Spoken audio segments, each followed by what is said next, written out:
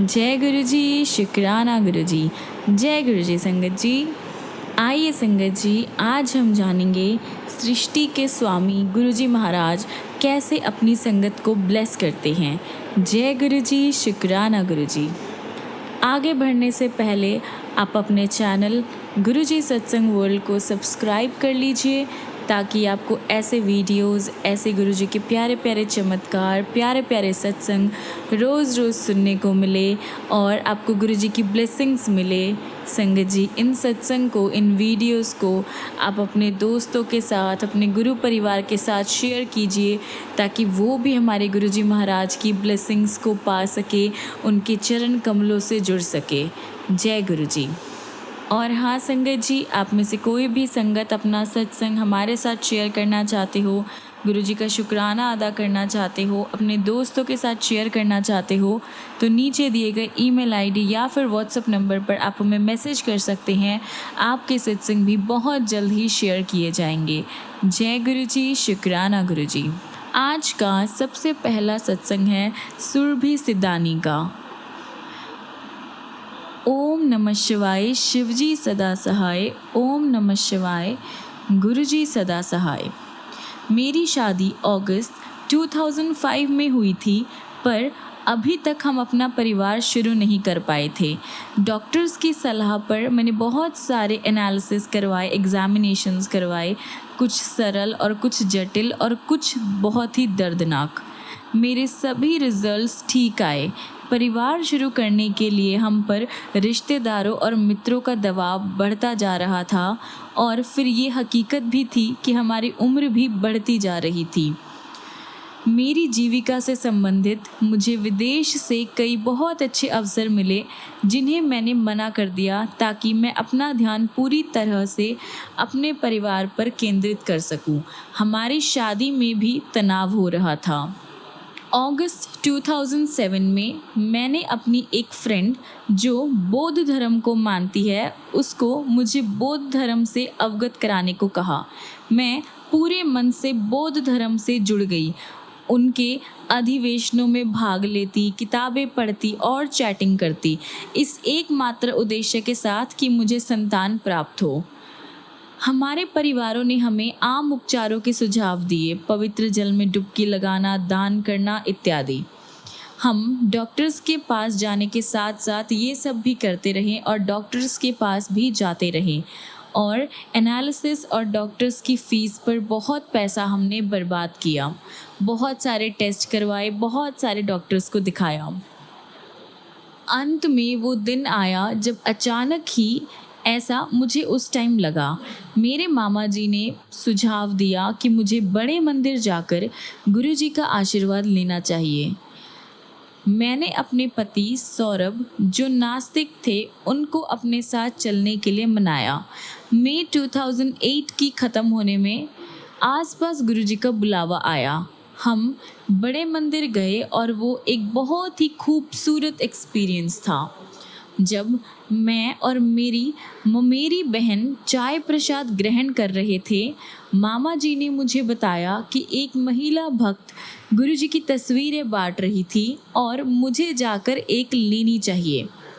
मैं अनिश्चित थी कि मुझे ऐसा करना चाहिए कि नहीं, क्योंकि मुझे पता था कि सौरभ मुझे डांटेंगे और गुरु जी की तस्वीर घर में रखने के लिए कभी नहीं मानेंगे।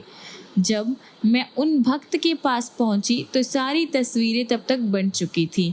फिर भी वह बोली कि पहले लंगर के बाद वह गुरु जी की कुछ किताबें बांटेगी। मैं किताब लेने के लिए उत्सुक थी, लेकिन लंगर करने के बाद जब तक मैं वहां पहुंची सारी किताबें बट चुकी थी। मैं तस्वीर लेने के लिए इच्छुक नहीं थी, पर किताब मुझे चाहिए थी। गुरु जी ने क्यों मुझे किताब नहीं दी? मैं ऐसा ही सोच रही थी कि मेरी मामी ने आकर मुझे किताब थमा दी। मैंने एक रूटीन बना लिया कि सोने से पहले एक सत्संग पढ़ती और मुझे पूरा विश्वास था कि उसी महीने गुरुजी का आशीर्वाद मुझे मिलेगा। फिर मेरी प्रेगनेंसी की जांच का दिन आ गया।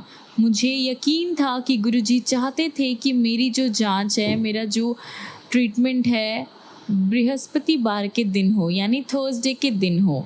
सौरभ जांच बुधवार को कराने की जिद कर रहे थे क्योंकि वो थर्सडे को बैंगलोर जा रहे थे और ये नहीं चाहते थे कि नेगेटिव रिजल्ट्स का सामना मैं अकेले करूं। बुधवार शाम को जब मैं अपने ऑफिस से लौटी तो मुझे पेट में बहुत दर्द हुआ। मैं समझ गई कि मुझे अब जांच कराने की ज़रूरत नहीं थी। मैंने ये सौरभ से कहा और गुरुजी की तस्वीर के सामने बहुत रोई, ये मानते हुए कि गुरुजी पर जो मेरा भरोसा था वो उन्होंने तोड़ दिया था। अचानक सौरभ को कुछ याद आया। बुधवार की सुबह को उन्होंने गुरुजी को ड्रीम में देखा था और गुरुजी ने पंजाबी में कहा था कि रिजल्ट्स नेगेटिव आएगा और सौरभ को मेरा ख्याल रखना चाहिए। सौरभ को बहुत कम सपने आते थे। जब से हमारी शादी हुई थी ये पहला सपना था जिसके बारे में उन्होंने बात की थी। मैं बहुत ज़्यादा सरप्राइज्ड रह गई और दोबारा गुरुजी की तस्वीर के सामने गई। मैंने उनसे माफ़ी मांगी और उनका धन्यवाद किया कि वह मेरे बारे में सोचते हैं। थर्सडे को जब मैंने ये बात अपनी ममेरी बहन गोपिका को बताई तो वह बोली कि मुझे खुश होना चाहिए कि गुरुजी ने मुझे अपनी संगत के रूप में स्वीकार किया है। उस दिन से हमने कभी पीछे मुड़कर नहीं देखा। उसी दिन सौरभ शहर से बाहर थे और मेरे मामा जी मुझे दिल्ली छोड़ रहे थे। मैंने उन्हें बताया कि मैं बौद्ध धर्म मानती थी और चैटिंग करती थी जिससे मुझे अच्छी वाइब्स मिलती थी, लेकिन मेरे मामा जी का मानना कुछ अलग था। मैंने उनके कहने को गुरुजी का दर्शन माना, गुरुजी का संदेश माना और उसी टाइम बौद्ध धर्म को छोड़ दिया। मुझे गुरुजी में पूरा विश्वास था। सौरभ को भी बड़े मंदिर जाना अच्छा लगता था और हम हर थर्सडे को वहाँ जाते। इसी दौरान मेरी स्त्री रोग स्पेशलिस्ट यानी गायनेकोलॉजिस्ट ने मुझे IUI कराने की सलाह दे दी। हम एक लेप्रोस्कोपी विशेषज्ञ यानी लेप्रोस्कोपी स्पेशलिस्ट से मिले जिसने हमें लेप्रोस्कोपी करवाने का सुझाव दिया। सौरभ की लेप्रोस्कोपी कराने में रुचि नहीं थी क्योंकि उसमें चीरा लगता, पर उन्होंने इसका निर्णय मुझ पर छोड़ दिया। हम थर्सडे को बड़े मंदिर गए और हॉल में बैठे हुए मुझे ऐसा लगा जैसे गुरुजी मुझे कह रहे हो कि मैं अपनी ममेरी बहन गोपिका की डिलीवरी होने तक इंतज़ार करूं, क्योंकि गोपिका को उनकी ज़्यादा ज़रूरत थी। अपनी आखिरी त्रैमासिक अवधि के अधिकतर टाइम में गोपिका बिस्तर में ही रहती थी।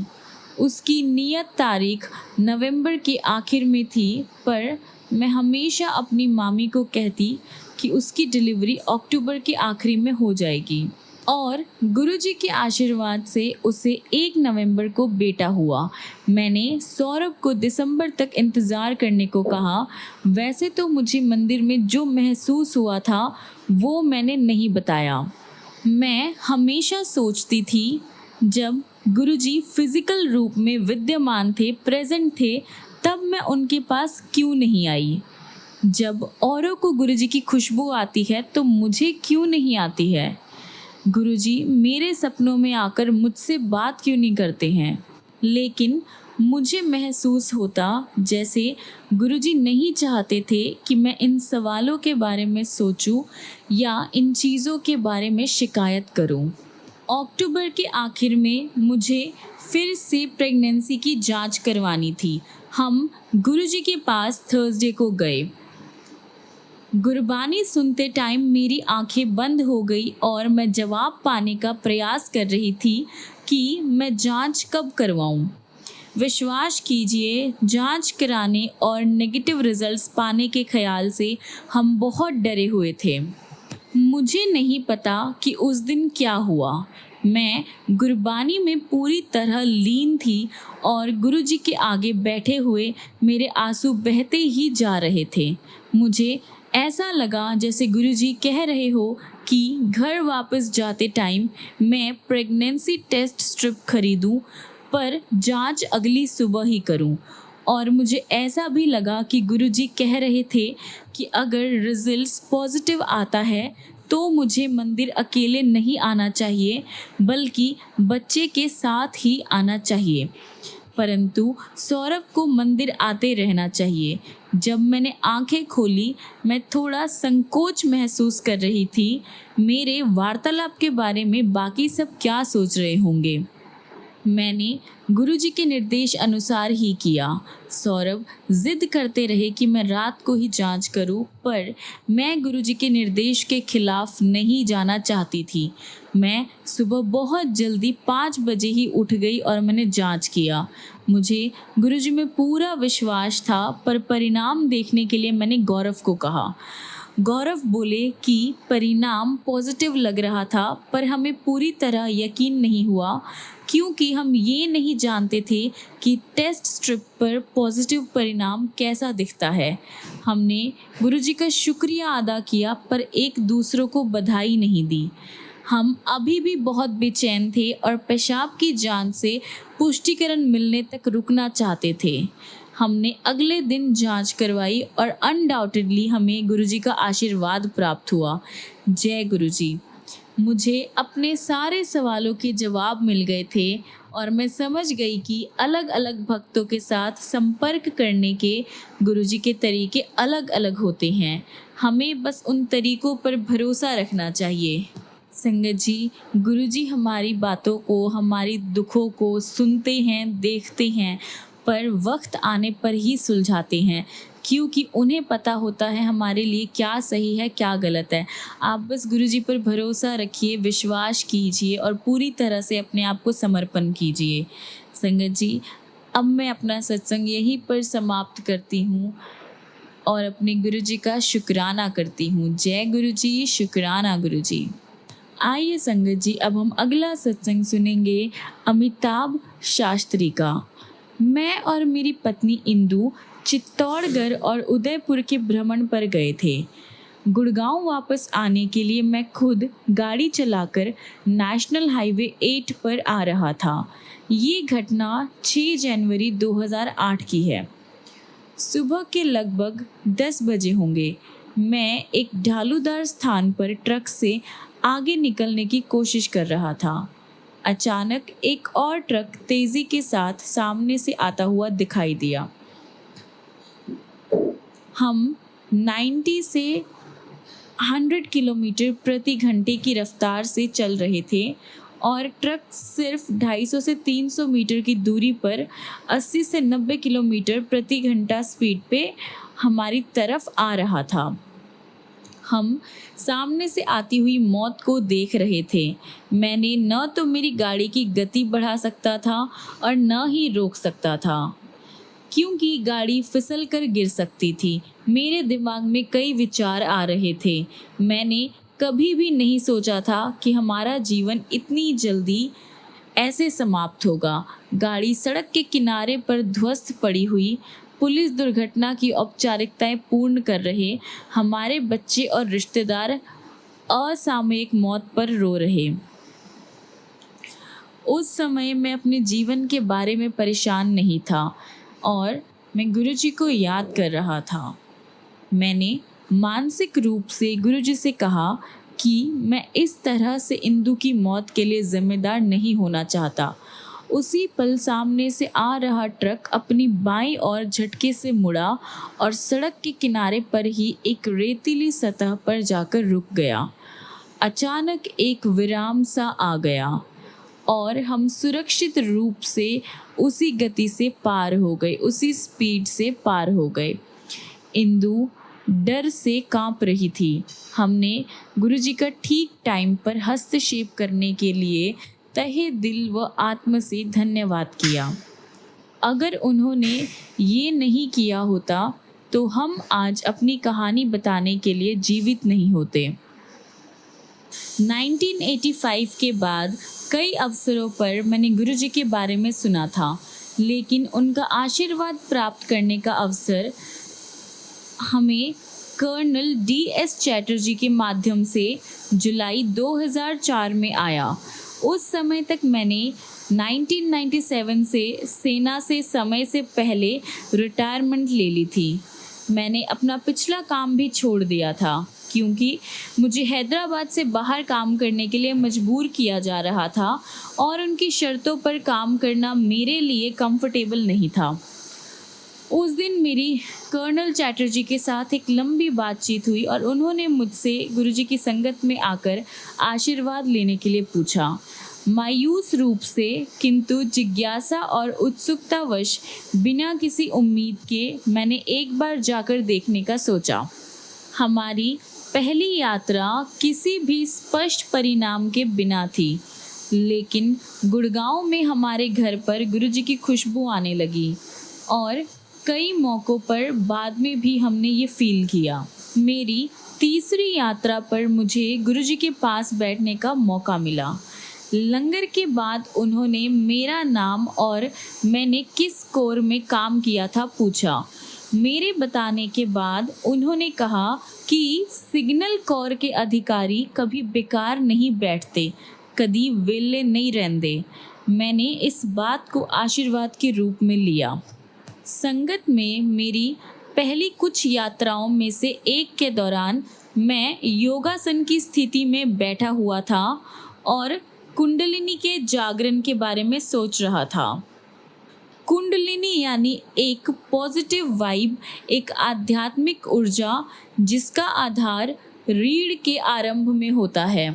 मुझे ऐसा अनुभव हो रहा था कि एक व्यक्ति में जब उसकी ब्रह्म नाड़ी के माध्यम से ऊर्जा प्रभावित होती है, बहुत दर्द सहना पड़ता है।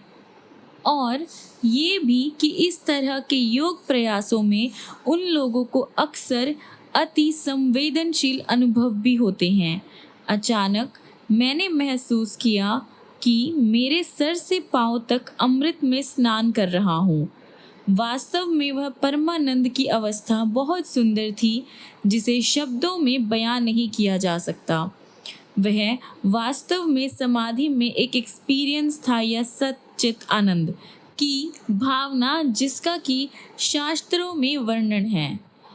वह अनुभव लंगर की घोषणा होने तक जारी रहा। मैं वास्तव में इस स्थिति में नहीं था कि गुरुजी को इस आशीर्वाद के लिए किन शब्दों में धन्यवाद करूं। यदि इस यात्रा में गुरुजी के आशीर्वाद का आनंद मिला था तो इसके पहले एक अवसर पर लगातार होने वाले दर्द से राहत पाई। मैं फिर एक दिन लंगर के लिए गुरुजी के करीब बैठा हुआ था। लंगर ख़त्म करने के बाद पीठ के दर्द के कारण मैं बड़ी मुश्किल से उठ पा रहा था। ये दर्द कुछ वर्षों से बना हुआ था और हर कुछ सप्ताह में वापस आ जा रहा था। मैंने महसूस किया कि गुरुजी मुझे देख रहे हैं और मुझे आश्चर्य हुआ कि उसके बाद जल्द ही मेरा दर्द गायब हो गया और शायद ही कभी हुआ। गुरुजी के आशीर्वाद से मेरी छोटी बेटी का विवाह नवंबर 2005 में हुआ। विवाह के बाद उसे एक अस्थायी वीज़ा प्राप्त हुआ।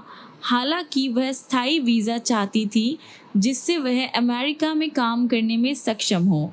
अमेरिका ने वीज़ा की संख्या पर प्रतिबंध हटा दिए। सितंबर 2006 में जब एक बैंक में मैं उसका वीज़ा फॉर्म भर रहा, मैंने गुरुजी की खुशबू महसूस की और मुझे तुरंत आभास हो गया कि इस प्रक्रिया को गुरुजी ने आशीर्वाद दिया है। हमें बताया गया था कि वीज़ा की प्रक्रिया में जो एम्बेसी में पूरे एक दिन का टाइम लग सकता है और ढेरों सवाल पूछे जा सकते हैं। तदनुसार जब तक मेरी बेटी एम्बेसी में थी, मैं अपने कुछ काम निपटाने चला गया, लेकिन जैसे कि गुरुजी चाहते थे, बेटी को छोड़ने के बाद मैं अपनी अभी चाणक्यपुरी क्षेत्र में ही गाड़ी चला रहा था। तभी बेटी का फ़ोन आ गया कि उसका वीज़ा मंजूर हो गया। जून 2007 में हम अपनी दोनों बेटियों और पोते के साथ लेंसडाउन गए थे। लेंसडाउन से 30 किलोमीटर दूर तारकेश्वर महादेव एक बहुत पुरानी सिद्ध पीठ है। यात्रा से पहले ईंधन टंकी की सुई आधे स्तर के निशान पर थी, जो दर्शा रही थी कि यात्रा पर आने जाने के लिए पर्याप्त ईंधन उपलब्ध है। लेकिन 12 किलोमीटर की यात्रा के बाद ही सुई लाल सूचक पर पहुंच गई थी। जांच करने पर पता चला कि करीबी पेट्रोल पंप 50 किलोमीटर की दूरी पर है। गाड़ी का ईंधन सूचक खराब हो गया था और हमें इसके बारे में पता नहीं था। उस अपरिचित एरिया में गाड़ी में एक 2 साल के बच्चे के साथ 3 महिलाएं थीं। उस टाइम मैं एक घटना याद कर रहा था जो पंजाब में उग्रवाद के टाइम की थी और जिसमें गुरुजी ने ईंधन के बिना एक गाड़ी में लंबी दूरी की यात्रा की थी। हम सभी मदद के लिए गुरुजी को प्रार्थना करने लगे। मैंने भी भगवान शिव और श्री हनुमान से प्रार्थना की। अचानक एक काला कुत्ता गाड़ी के सामने आ गया और धीरे धीरे आगे चलने लगा। मुझे मजबूर होकर गाड़ी को स्लो करना पड़ा। कुछ देर के लिए ऐसे ही चलने के बाद कुत्ता एक तरफ को मुड़ा और दूर चला गया। ये कहा जाता है कि भगवान शिव कभी कभी इस रूप में उनकी प्रेजेंस का फील करवाते हैं। मैंने प्रभु और गुरुजी को धन्यवाद दिया और यात्रा जारी रखी।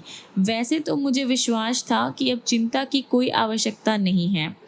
हमने कुछ वाहनों से पेट्रोल का अनुरोध किया, लेकिन उनमें से कोई भी हमारी मदद नहीं कर सका। जिस टाइम हम मंदिर पहुंचे, सुई सफ़ेद निशान पर पहुंच गई थी, जो टंकी खाली होने का संकेत था। इस सब के होते हुए भी हमने मंदिर में पूजा की। जब हम पार्किंग में वापस आए, वहाँ पर एक सज्जन अपने वाहन की टंकी से कुछ पेट्रोल देने करने के लिए सहमत हो गए, लेकिन हम ऐसा नहीं कर सके। एक वाहन चालक ने हमसे कहा कि हमें लैंसडाउन के लिए चले जाना चाहिए, वहाँ हमारे पीछे ही चलेगा और अगर गाड़ी बंद हो गई तो शहर तक गाड़ी रस्सी से खींच देगा। लेकिन गुरुजी के आशीर्वाद से हम सुरक्षित रूप से लैंसडाउन पहुँच गए। मैं एक स्थानीय दुकानदार से 5 बोतलों में कुछ पेट्रोल लेने में कामयाब रहा। 5 बोतलें और केवल 3.75 लीटर पेट्रोल, जिससे कांटे द्वार पहुंचना, जो कि एक पहाड़ी मार्ग से होते हुए करीब 40 किलोमीटर की दूरी पर था, बहुत मुश्किल था। लेकिन गुरुजी की कृपा से हम अगले ही दिन कोट द्वार पर पहुंचे और हमें टंकी भरी मिली। मैं जून 2008 में एक सुबह गुरुजी को याद कर रहा था कि अचानक मुझे विचार आया कि असामान्य रूप से पिछले लंगर में कोई भी मीठा प्रसाद नहीं था। दोपहर में मेरी पत्नी, एक विद्यालय की प्रिंसिपल, गुरुजी को इसके लिए धन्यवाद कर उसने फ़ोन किया। उनका विद्यालय पहली बार 11वीं की कक्षा में दाखिले ले रहा था। मैं जैसे ही दोपहर का भोजन समाप्त करके लेटा, मुझे और एक झपकी आ गई, जिसमें शब्द बड़ा मंदिर मेरे मन के माध्यम से प्रकाशित होने लगा और कुछ ही मिनटों में मैंने अपना मन बना लिया और मैं बड़े मंदिर के लिए रवाना हो गया। मैंने गुरुजी और गणपति को उनकी दया के लिए श्रद्धांजलि दी और कुछ देर के लिए प्रार्थना की। जब मैं गाड़ी की तरफ वापस लौटने लगा, तभी एक सज्जन ने मुझे रोका और कड़ा प्रसाद दिया। मैंने वो प्रसाद लिया और अपने घर की तरफ वापस चल दिया। कुछ देर गाड़ी चलाने के बाद मुझे एहसास हुआ कि यह गुरुजी ही थे जिन्होंने प्रसाद के लिए मुझे मंदिर बुला लिया, क्योंकि पिछले लंगर पर किसी भी मीठे प्रसाद के नहीं होने का विचार मन में आया था। आज हम गुरुजी की अथाह कृपा के अत्यंत आभारी हैं। उनके आशीर्वाद की वर्षा सदैव उनके भक्तों पर होती रहे। जय गुरुजी, शुक्राना गुरुजी। आइए संगत जी, अब हम अगला सत्संग सुनेंगे एक अंकल का, जो गुरुजी की प्यारी संगत है उनका। मैं अमेरिका में बसा हुआ हूँ, जबकि मेरी माँ दिल्ली में रहती है। मेरी माँ को गुरुजी के बारे में उनकी सहेलियों से पता चला और वह बड़े मंदिर में गुरुजी के दर्शन कराई। मेरी माँ ने मुझे फ़ोन पर गुरुजी के बारे में और बड़े मंदिर में गुरुजी के दर्शन के बारे में बताया। उसने गुरुजी के चमत्कारों के बारे में भी बताया और बताया कि बड़े मंदिर जाकर गुरुजी के दर्शन करके उसे बहुत शांति और स्थिरता का अनुभव हुआ। माँ ने मुझे गुरुजी के बारे में इंटरनेट पर देखने को भी कहा। ये लगभग अक्टूबर 2014 की बात है। मैंने इंटरनेट पर गुरुजी के बारे में देखा। मेरी बचपन से ही आध्यात्मिकता और ध्यान की ओर रुचि थी। मैंने पहले भी बहुत से धार्मिक लोगों पर विश्वास किया है, परंतु कभी भी ना तो सुखद अनुभव ही हुआ है और ना ही कभी परिपूर्ण होने की भावना आई। अब मैंने लाइट ऑफ डिविनिटी पढ़ना शुरू किया और मैं पूरी तरह से इसमें खो गया। शीघ्र ही मैं अपने आप को सकारात्मक और शांत महसूस करने लगा। ये गुरुजी के चमत्कारों को पढ़ के नहीं था, बल्कि ये गुरुजी के खिंचाव के कारण था। मैं गुरुजी के बारे में पढ़ते पढ़ते धीरे धीरे शांति और प्रसन्नता का अनुभव करने लगा। मार्च 2015 में मुझे गुरुजी की उपस्थिति और आशीर्वाद का एहसास होना शुरू हुआ। मैं पिछले 3 महीने से किराए के लिए घर ढूंढ रहा था। मैं एक और फ्लैट के सामने खड़ा था। मैंने अपने फ़ोन पे गुरुजी की फ़ोटो देखी और ये सोचते हुए कि यहाँ तो फ्लैट मिल ही जाएगा, अंदर चला गया। गुरुजी की कृपा से मेरा काम हो गया। 1 महीने बाद मैंने नई नौकरी की तलाश शुरू की। मैंने नौकरी की तलाश में कठोर परिश्रम किया, लेकिन काम नहीं बन रहा था। जून 2015 में गुरुजी की कृपा से मुझे 2 कंपनियों से ऑफ़र आई। मेरे मन में उलझन आ गई कि कौन सी कंपनी में नौकरी करूं। मैंने गुरुजी से प्रार्थना की कि मुझे क्लियर जवाब दीजिए। मैंने कुछ लोगों से जानकारी लेने के लिए संपर्क बनाया। बहुत जल्द ही मुझे जवाब मिल गया और मैंने नई कंपनी में नौकरी कर ली। मैं सारी संगत का धन्यवाद करता हूँ कि वह अपने सत्संग आदान प्रदान करते रहे। मुझे अपने दिन प्रतिदिन की समस्याओं के हल संगत के पावन एक्सपीरियंसेस से मिल जाते हैं। संगत जी, अब मैं अपना सत्संग यहीं पर विराम करता हूँ और हमारे प्यारे गुरुजी महाराज का शुक्राना करता हूँ कि उन्होंने हमें इतना ब्लेस किया, हमारी छोटी से छोटी बात को पूरा किया, हमें इतना प्यार दिया, हमें हेल्थ, वेल्थ, लाइफ सब कुछ ब्लेस किया। जय गुरुजी, शुक्राना गुरुजी। आइए संगत जी, हम अपने आज के सत्संग को यहीं पर विराम करते हैं और ख़त्म करने से पहले हमारे गुरुजी का मंत्र जाप करते हैं। ओम नमः शिवाय, शिव जी सदा सहाय। ओम नमः शिवाय, गुरुजी सदा सहाय। ओम नमः शिवाय, शिव जी सदा सहाय। ओम नमः शिवाय, गुरुजी सदा सहाय। ओम नमः शिवाय, शिव जी सदा सहाय। ओम नमः शिवाय, गुरुजी सदा सहाय। ओम नमः शिवाय, शिव जी सदा सहाय। ओम नमः शिवाय, गुरुजी सदा सहाय। जय गुरुजी, शुक्राना गुरुजी। संगत जी, मिलते हैं अगली वीडियो में ऐसे गुरुजी के बहुत सारे चमत्कार, गुरुजी के प्यारे प्यारे सत्संग लेकर, उनकी प्यारी प्यारी ब्लेसिंग्स लेकर। तब तक के लिए गुरुजी महाराज आपको ब्लेस करते रहें, ढेर सारा प्यार करें, बहुत सारी खुशियाँ दें।